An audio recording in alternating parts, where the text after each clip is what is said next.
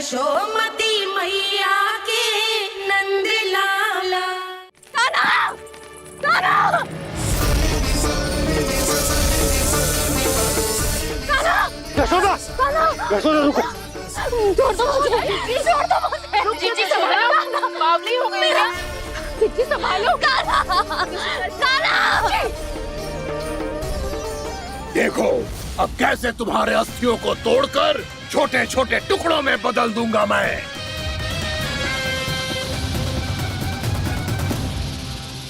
अगर जी आप जाओगी तो आप भी फंस जाओगी। अपने लल्ला के लिए मैं किसी भी संकट का सामना करने के लिए तैयार हूँ। छोड़ो। ना यशोदा, हमें कोई और उपाय खोजना पड़ेगा। कोई और उपाय? आप देख ना रही मेरा कान्हा किस दशा में है। कान्हा! मैया के वश में नहीं है, नहीं तो ये अपने लल्ला के लिए साक्षात काल का भी सामना कर ले। ये तो केवल कालिया नाग है। हे नागराज, आप मेरे प्राण ले लो, पर कान्हा को छोड़ दो। ना नागराज, आप मेरे प्राण ले लो, मैं विरोध भी ना करूंगी। ना नागराज, आप मुझे मार दो, पर मेरे कान्हा को छोड़ दो। ना ना ना ना नागराज, मेरे प्राण ले लो। हमारे कान्हा से क्या शत्रुता है आपकी? प्रभु के लिए जो प्रेम यशोदा मैया के हृदय में है, वही इन सभी गोपियों के हृदय में भी है।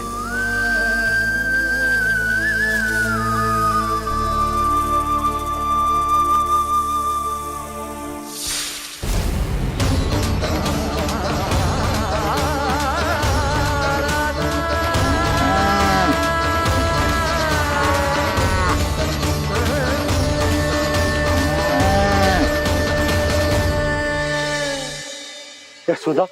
यशोदा!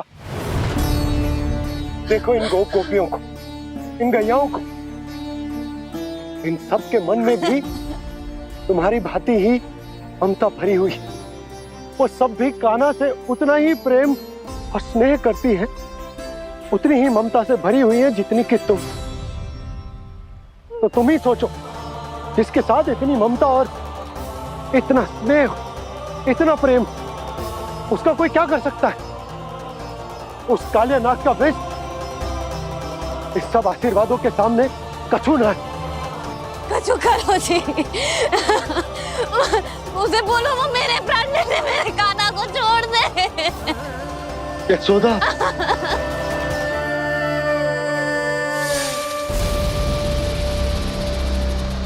केवल इन्हीं में नहीं देवराज, नाग पत्नियों के हृदय में भी ममता का वही प्रेम उमड़ रहा है। देखिए। मैं आपके हाथ जोड़ती हूँ स्वामी, इस बालक को छोड़ दीजिए। ये अवश्य ही कोई दिव्य आत्मा है स्वामी। हम आपसे विनती करते हैं स्वामी, इस नन्हे बालक को हानि मत पहुंचाइए स्वामी। मेरी पत्नियां मेरे ही शत्रु के लिए विनती कर रही हैं। अब यदि इसके पक्ष में एक शब्द भी कहा तुम सबने, तो मैं इस बालक से पहले तुम सबके प्राण ले लूंगा। हो रहा प्रसन्न नाग कालिया, विजय को निश्चित जान। रोते बिलखते व्याकुल सब, संकट में देख कान्हा के प्राण।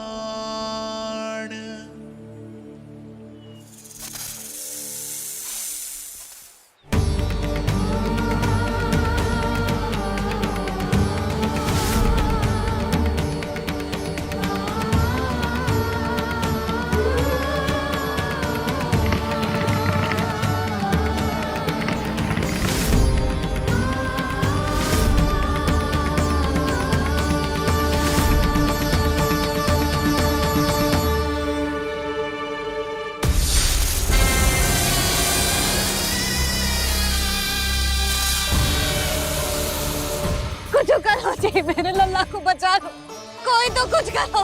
जीजी संभालो यशोदा। यशोदा, यशोदा तुम शांत हो जाओ, मैं कान्हा को वापस लेकर आऊंगा,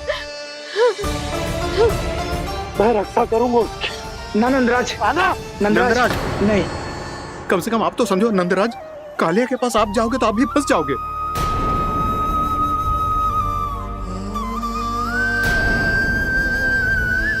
बलराम, तेरा भाई इतनी भीषण संकट में है और तुझे जरा भी दुख ना हो रहा? क्या आप सब अब तक नहीं समझ पाए कि कान्हा सच में कौन है? छोटे बाबा, आप तो उसका सत्य जानते हैं ना?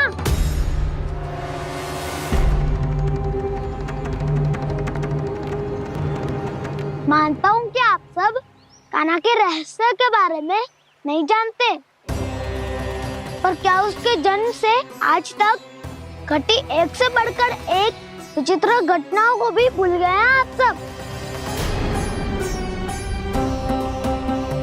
भूल गए हैं कि कैसी पूतना जैसी राक्षसी उसका कुछ बिगाड़ नहीं पाई, कैसे तरनावत जैसा भयानक राक्षस उसे एक खरोच भी नहीं दे पाया था।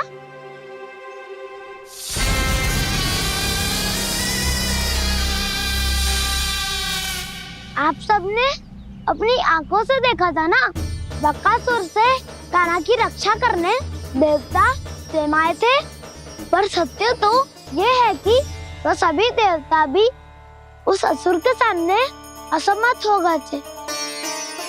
तब कान्हा ने बहुत ही आसानी से उस भयंकर असुर का वध किया था, एक ही बार में धराशायी कर दिया था उसे। तो आप सभी सोचिए, बार बार ऐसे असाधारण कार्य करने वाला बालक साधारण कैसे हो सकता है? अब तो आरंभ से ही सारा सत्य जानते हैं छोटे बाबा। रहस्य छुपाने में सदैव कान्हा की सहायता करते आए हैं आप, और आज आप स्वयं ही उसके सत्य को भूल रहे हैं। और तुम सब भी तो जानते हो कान्हा की शक्तियों के बारे में, तो क्या तनिक भी विश्वास न आया अपने सखा पे? बलराम, जे तू क्या कह रहा है? मैंने जो कहा उसका एक एक शब्द सत्य है छोटी माँ। यदि प्रभु की इच्छा हुई तभी कुछ ही क्षणों में सब कुछ अपनी आंखों से स्वयं अनुभव कर लेंगे आप।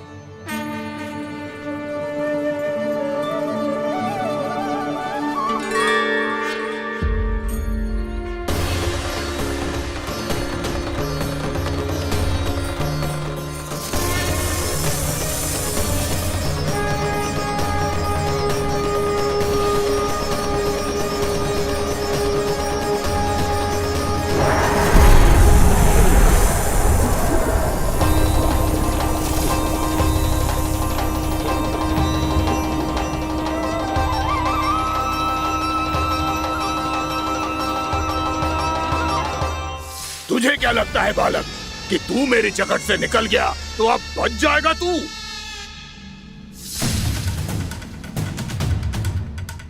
मेरे विष से अपनी प्राण रक्षा करने में सफल रहा, मेरी जकड़ से भी छूट गया, पर मेरे दंश से नहीं बच पाएगा।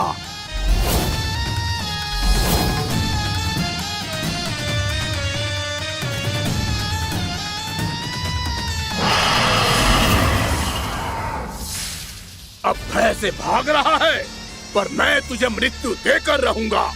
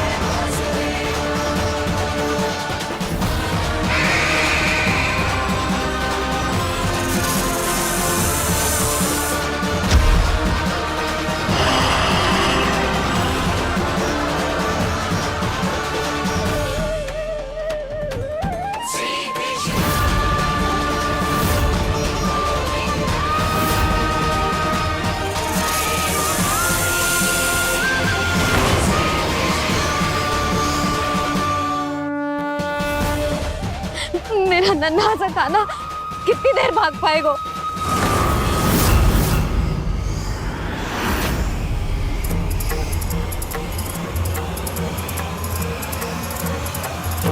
और कितनी प्रतीक्षा करोगे मेरी भक्त कालिया?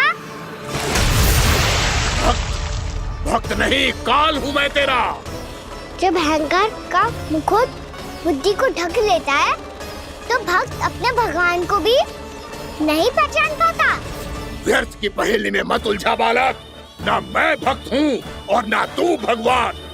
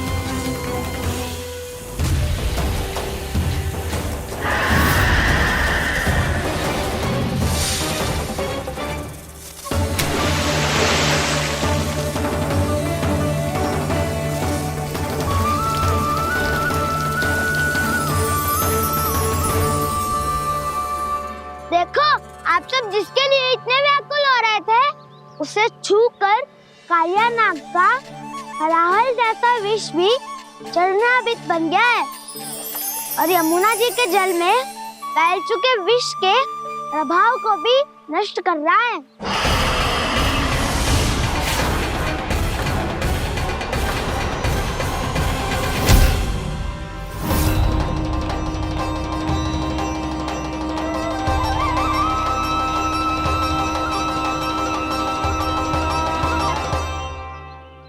धर्म रक्षक अधर्म विनाशक प्रभु श्री कृष्ण का कौशल सचमुच अद्वितीय है। नारायण नारायण।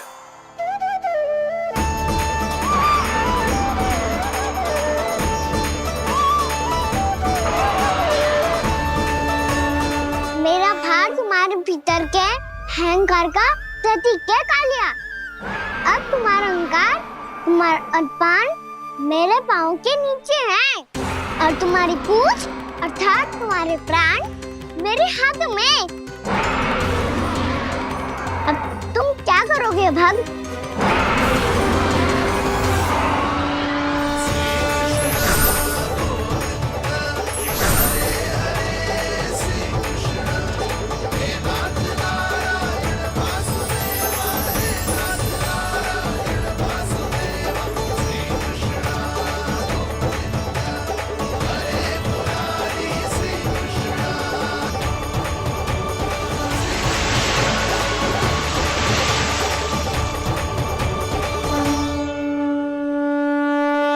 प्रभु, भले ये आपको पहचानने में असमर्थ हो, पर हम सब ने आपको पहचान लिया है।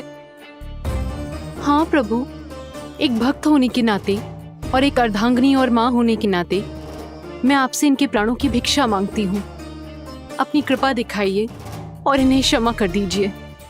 आपके लिए मित्र और शत्रु में कोई अंतर नहीं प्रभु, उसी तरह आपकी कृपा और दंड में भी कोई अंतर नहीं। दोनों दया ही तो हैं, अकारण ही किसी को प्राप्त नहीं होती। हमें विश्वास है कि हमारे पति को मिला ये दंड कोई अभिशाप नहीं है, आपका वरदान है।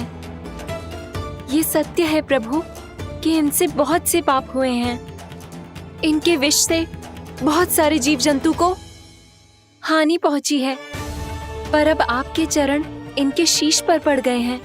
ऐसी कृपा तो बड़े बड़े महान महात्माओं को भी दुर्लभ है, और इन्हें प्राप्त हुआ तो अवश्य ही ये किसी महान पुण्य का ही फल है। हे प्रभु, उन्हीं पुण्य कर्मों की शक्ति का आह्वान कर मैं आपसे विनती करती हूँ, इन्हें प्राण दान दीजिए। मैं अपने इस भक्त को क्षमा अवश्य करूंगा देवियों, यदि ये अपने अहंकार को त्याग कर मुझे पहचान ले तो।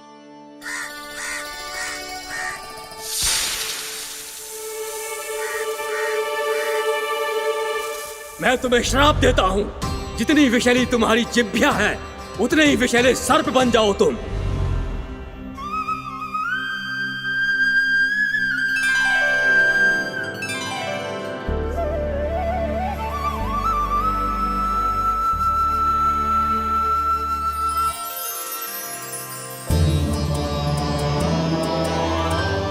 नारायण, मुझे क्षमा कीजिए नारायण।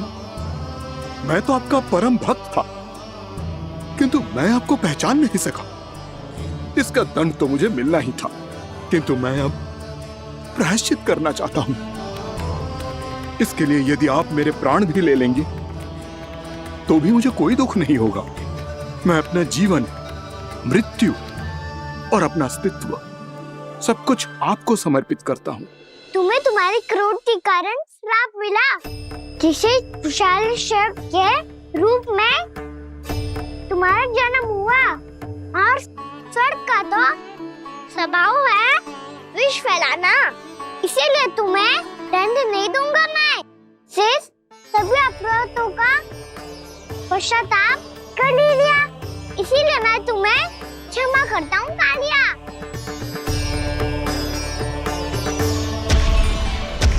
पर तुम्हें यहाँ से दूर समुद्र के बीच जाकर रहना होगा, जहाँ किसी निर्दोष का जीवन तुम्हारे विष से प्रभावित ना हो।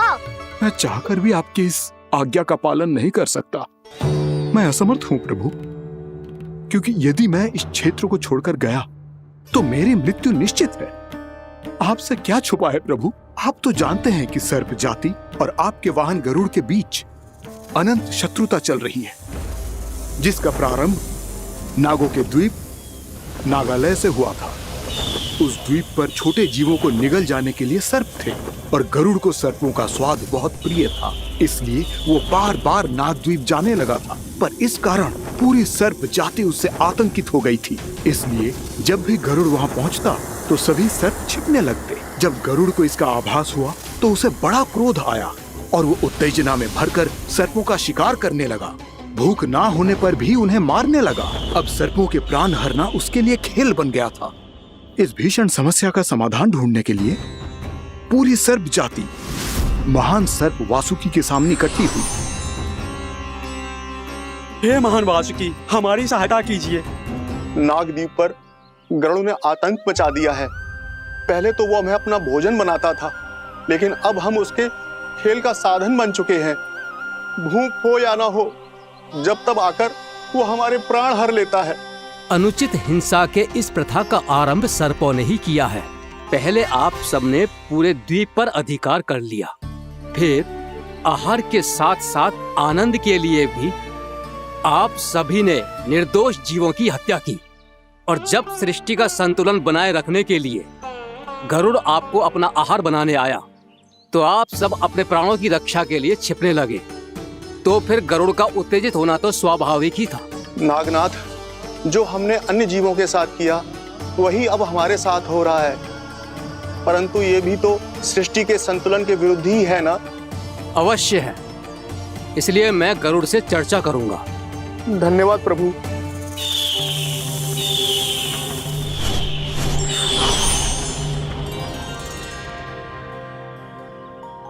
श्री नारायण के वाहन पक्षीराज गरुड़, मैं संपूर्ण सर्प जाति की ओर से आपसे एक निवेदन करने आया हूँ।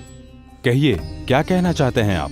हे पक्षीराज, यदि आप हम पर ऐसे ही आक्रमण करते रहे तो शीघ्र ही हमारी प्रजाति समाप्त हो जाएगी। इसीलिए हमारी आपसे विनती है, यदि आप उचित समझें तो सर्पों के किसी एक घर से हम आपको एक सर्प प्रतिदिन अर्पित करेंगे। आप उसको आहार बनाइए और अन्य सर्पों को जीवित रहने का अधिकार दीजिए। मुझे स्वीकार है। तब से प्रतिदिन किसी एक घर से एक सर्प गरुड़ के भोजन के लिए भेजा जाने लगा। समय के साथ मेरे घर की भी बारी आई, परंतु मैंने एक बहुत बड़ी भूल कर दी। समय आ गया है स्वामी, आज गरुड़ के आहार के लिए इसे चुना गया है। कौन है यह गरुड़ और क्यों दूं मैं इसे कोई भेंट? स्वामी, सभी सर्प राज्यों और गरुड़ के बीच में यही समझौता हुआ है, हमें इसका सम्मान करना ही होगा। मैंने कोई समझौता नहीं किया, मैंने कोई वचन नहीं दिया और ना ही मैं किसी गरुड़ से भयभीत होता हूँ। यदि इस राज्य में किसी को सर्पों को अपना आहार बनाने का अधिकार है तो वो केवल मुझे है।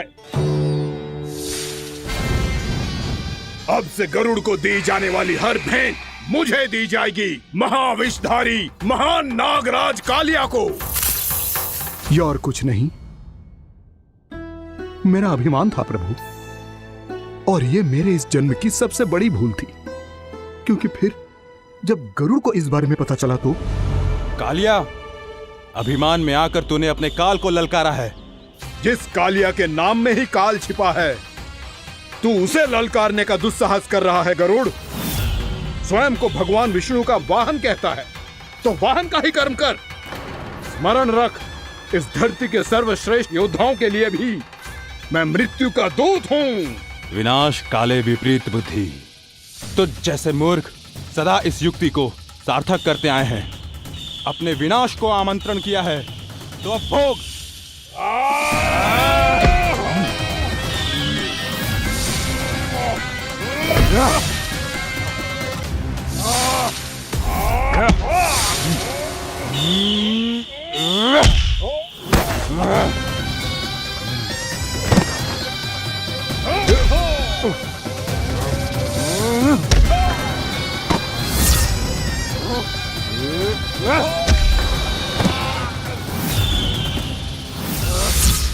जिसने मेरा भोजन चुराने की धृष्टता की है वो इसी योग्य है। तू मुझे जानता नहीं है गरुड़, मैं महाविषधारी नाग कालिया हूँ। तेरा इतना दुस्साहस कि तूने मुझ पर चरण से प्रहार किया। वाह!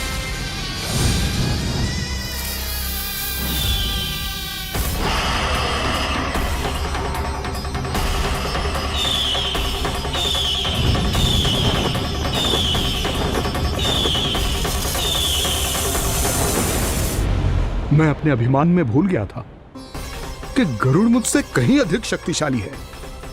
इसलिए अपने प्राणों की रक्षा करने के लिए मैं एक स्थान से दूसरे स्थान भागने लगा। नदियां, पर्वत, यहां तक कि मैंने सागर भी लांघ डाला, पर मैं जहां भी जाता गरुड़ के रूप में मेरा काल वहीं आ जाता। इसीलिए मृत्यु की आशंका से भयभीत होकर मैं अपने बड़े भाई मां कद्रू के प्रथम पुत्र अनंत शेषनाग से राय लेने चला गया। भैया, मैं यहां आपसे आपकी सहायता लेने आया हूं। मेरी एक छोटी सी भूल के कारण यह गरुड़ मेरा पीछा कर रहा है। मुझे हर समय हर स्थान पे ढूंढते रहता है। यदि उसने मुझे ढूंढ लिया तो वो निश्चित ही मेरे प्राण ले लेगा। मुझे कोई ऐसा स्थान बताइए जहां मैं अपनी पत्नी और अपनी संतानों के साथ शांति से रह सकूं। तुम यमुना नदी के किनारे वृंदावन क्षेत्र में जाके वास करो कालिया। गरुड़ वहां प्रवेश नहीं कर सकता क्योंकि उसे ऋषि सौबरी का श्राप मिला हुआ है।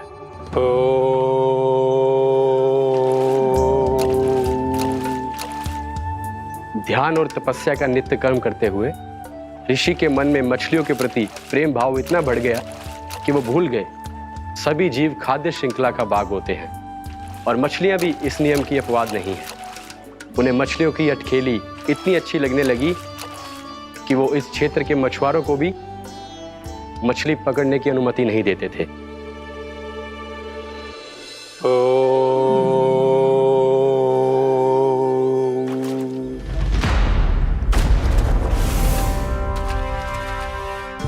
दिन वो उस पक्षी को नहीं रोक पाए, पर तब से सावधान रहने लगे।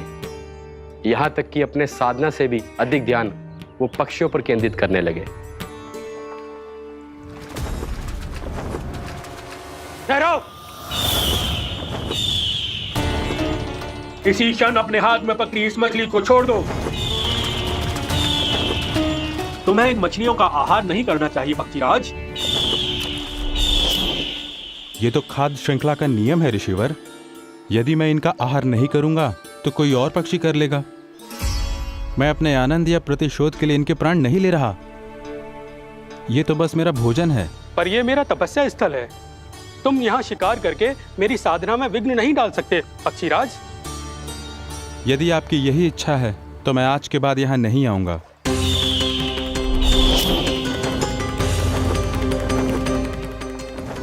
पर आज ये मछली मेरे आहार के रूप में पकड़ी जा चुकी है। मैं वचन देता हूँ ऋषिवर, इस स्थान पर यह मेरा अंतिम शिकार होगा।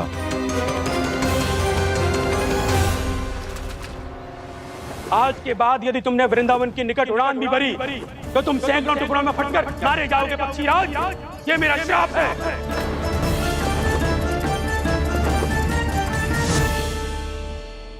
और इसीलिए भैया शेषनाग के सुझाव के अनुसार मैं यहां आ गया।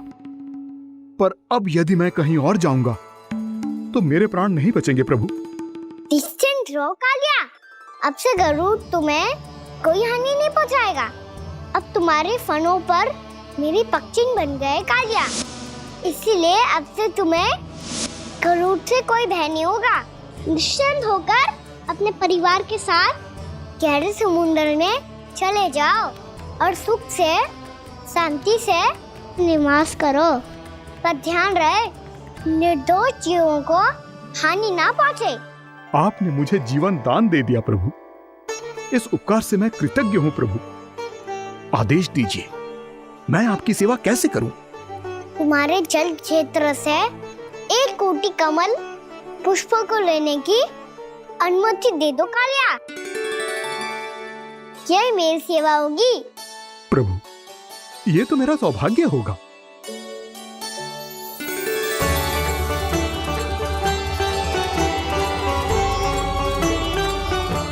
एक कोटि के स्थान पर हम 3 कोटि कमल पुष्प ले आए प्रभु। मैं तुम्हारी सेवा भाव से प्रसन्न हुआ कालिया। रमनक द्वीप पर चले जाओ ताकि तुम्हारे कारण फिर कभी किसी निर्दोष जीव को हानि ना पहुंचे और न ही तुम्हारा विष मेरे प्रिय यमुना नदी के जल को दूषित कर पाए। मैं तुम्हें आशीर्वाद देता हूँ। आज यहाँ मेरे द्वारा तुम्हें दिए गए इस आदेश का स्मरण जो भी भक्त करेगा और प्रातः काल और संध्या काल में इसका उच्चारण करेगा, उसे फिर कभी किसी संकट से कोई भय नहीं होगा। ये स्थान अब से काला कुंड के नाम से जाना जाएगा। यहाँ पर स्नान करने वाला और देवताओं को इस क्षेत्र से जल का अर्घ्य देकर प्रसन्न करने वाला भक्त यदि मेरा स्मरण करके पास रखेगा तो वो अपने सभी पापों से शीघ्र ही मुक्त हो जाएगा।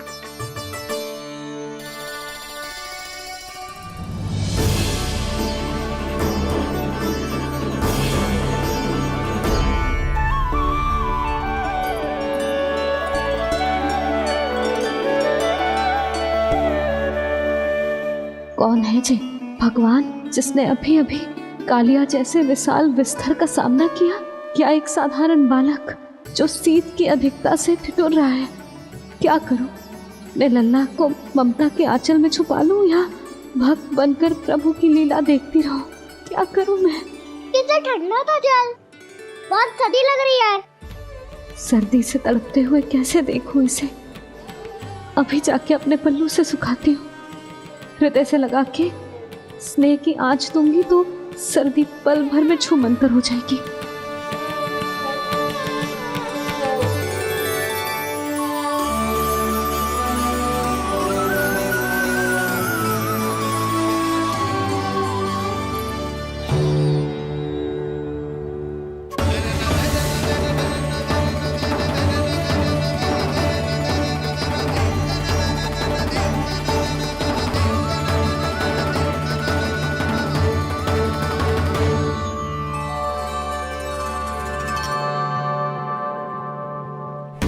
मेरी आवश्यकता ना है इसे।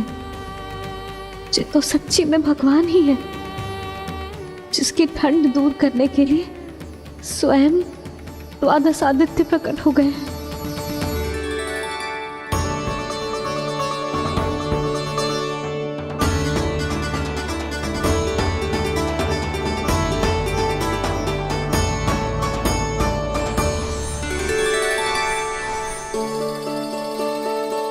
ये क्या किया आपने? मैया मुझे अपने हृदय से लगाने वाली थी कि आप सब प्रकट हो गए। क्षमा कीजिए प्रभु, पर आपको भीगा हुआ देखकर, ठंड से ठिठुरता हुआ देखकर हमसे रहा नहीं गया। हम अपने वश में नहीं थे प्रभु। भक्ति से भावुक होकर हम प्रकट होने पर विवश हो गए थे। हमारी किरणें जैसे स्वयं ही फूट पड़ी और दौड़ पड़ी आपको सुखाने के लिए। मैं आपका प्रेम, आपकी भक्ति समझता हूं आदित्यगण, और इसीलिए इस समय मैं जहां खड़ा हूं, इस स्थान को द्वादश आदित्य टीला के नाम से जाना जाएगा। द्वादश आदित्य टीला के नाम से जाना जाएगा। हम धन्य हो गए प्रभु। और कहाँ जा रहा है? जो गड़बड़ किया है उसे सुधारिए तो सही। प्रभु आज्ञा दीजिए। अपना दाम इतना अधिक बढ़ा दीजिए कि मुझे स्वेद आने लगे, ताकि मैया मुझे स्वेद में लीला देख के और भूल जाए कि मैं भगवान हूँ, और मैया मुझे अपनी गोद में उठा के ले जाए।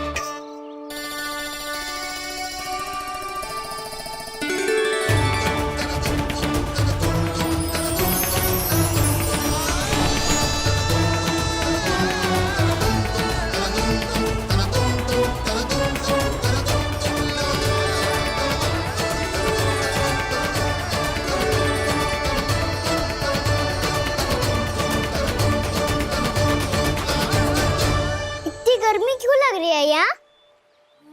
श्वेत की एक बूंद भी आती थी तो मैं अपना आंचल लेकर पहुंच जाती थी इसके पास। जानती ही नहीं थी कि चेतु स्वयं वायुदेव को आदेश दे सकते हैं कि वो बहने लगे और उसका सारा श्वेत सुखा दे। वायुदेव की आवश्यकता नहीं है मैया, मुझे आप ही चाहिए। लगता है जिस बात का भय था वही सत्य होने लगी है। भैया मेरे भगवान रूप को भूल नहीं पाएगी, और अब मेरे लिए इनको सत्य छुपा कर रख पाना कठिन हो जाएगा। कृष्णा कृष्णा हरे कृष्णा कृष्णा कृष्णा मुरली मनोहर कृष्णा गोपाला गोविंदा हे दामोदरा।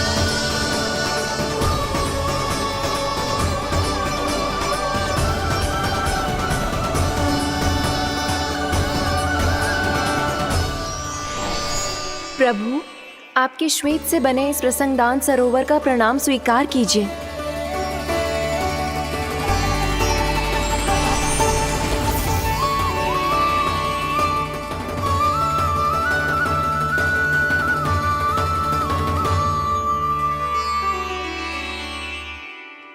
ओहो, इस चमत्कार को देखकर भैया को और भी अधिक विश्वास हो जाएगा कि मैं भगवानी हूँ। अब कैसे मनाऊं मैया को कि मैं इनका लाई हूँ?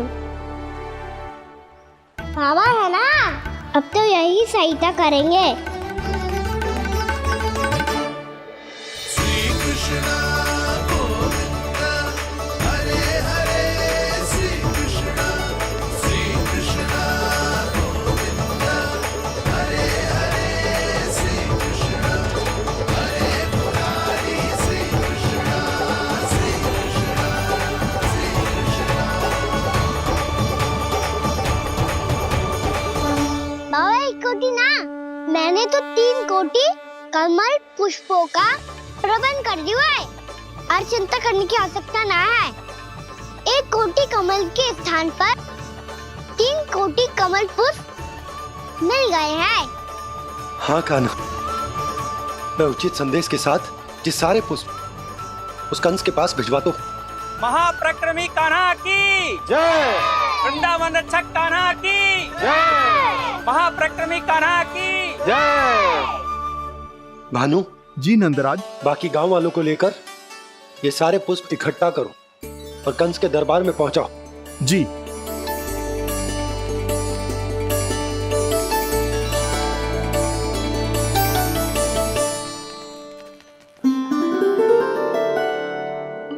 मैया।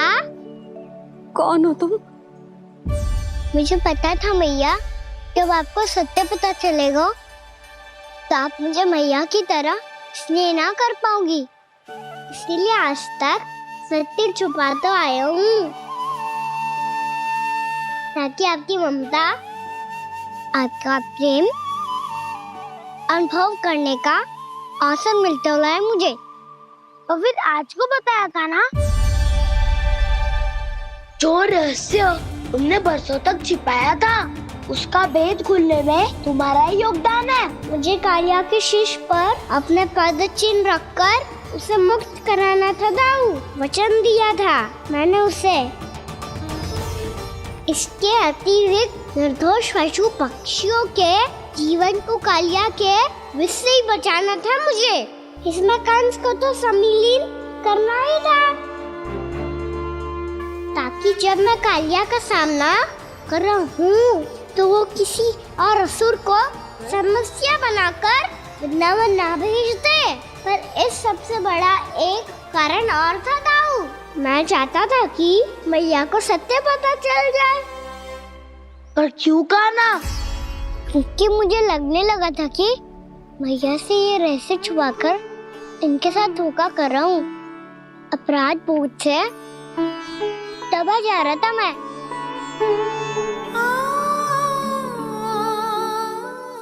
जो सत्य आपको, बाबा को, सभी को पता है, यहाँ तक कि मेरे सखा भी जानते हैं,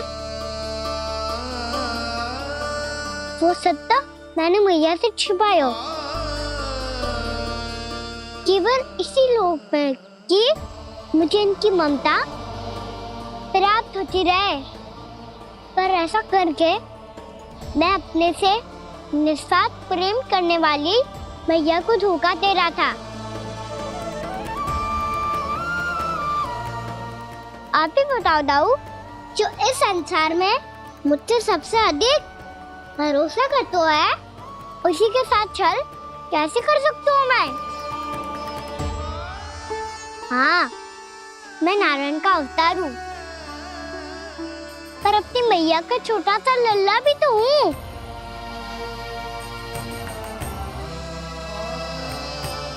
इसीलिए तो यमुना जी में छलांग लगाने का एक कारण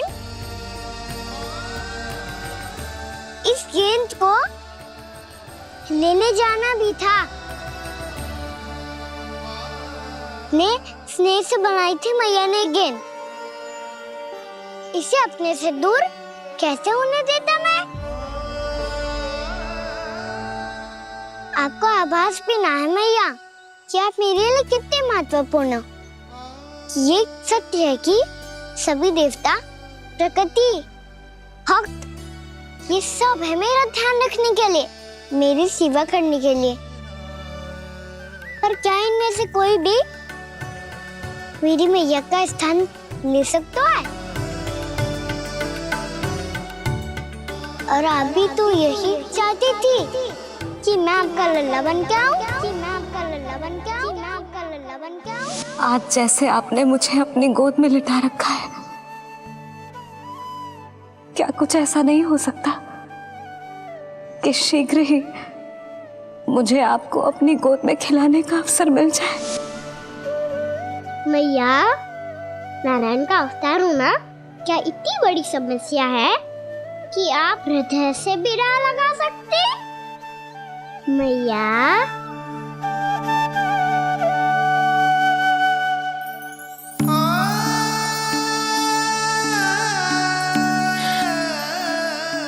मेरा कान्हा, मेरा लल्ला।